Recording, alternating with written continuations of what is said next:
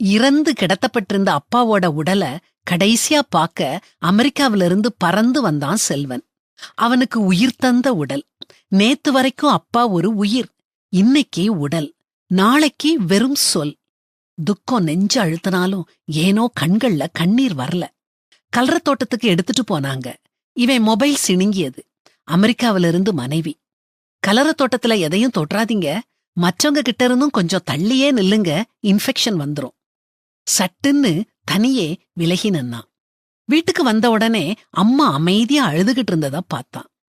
அப்பா இறந்தத கூட தாங்கிக்கிட்டேன், அவரோட கடைசி நேரத்துல நீ அவர் பக்கத்துல இல்லாம போயிட்டியேன்னு அழ, இவன் என்னமா பண்றது, தூரத்துல இருக்கிறேன் இல்லையா அப்படின்னு சொன்னான்.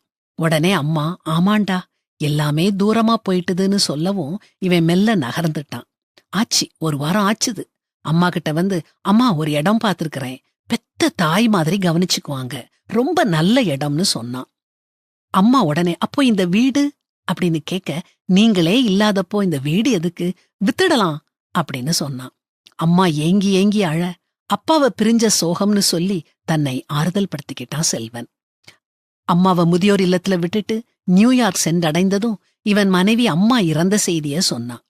அடுத்த நாள் அம்மாவின் உடல் கல்லறைக்கு எடுத்துட்டு போறத கம்ப்யூட்டர் ஸ்கிரீன்ல செல்வனும் அவன் மனைவியும் பிள்ளைங்களும் 13,500 கிலோமீட்டர் தூரத்துல இருந்து பாத்துக்கிட்டு இருந்தாங்க. இவ்வளவு தூரத்துல இருந்து மறுபடியும் எப்படி இந்தியா போக முடியும்னு நினைச்சு தன்னையே ஆறுதல் படுத்திக்கிட்டான் அந்த நன்றி கெட்ட மகன். சின்ன வயசுல இருந்தே உங்க பிள்ளைங்க கிட்ட பெற்றோரை எப்படி கனம் பண்ணணும்னு சொல்லி கண்டிச்சு வளருங்க, இல்லாட்டி இந்த நிலைமைதான் ஏற்படும். உன் மகனை சிட்சை செய், அவன் உனக்கு ஆறுதல் செய்வான், உன் ஆத்மாவுக்கு ஆனந்தத்தையும் உண்டாக்குவான்.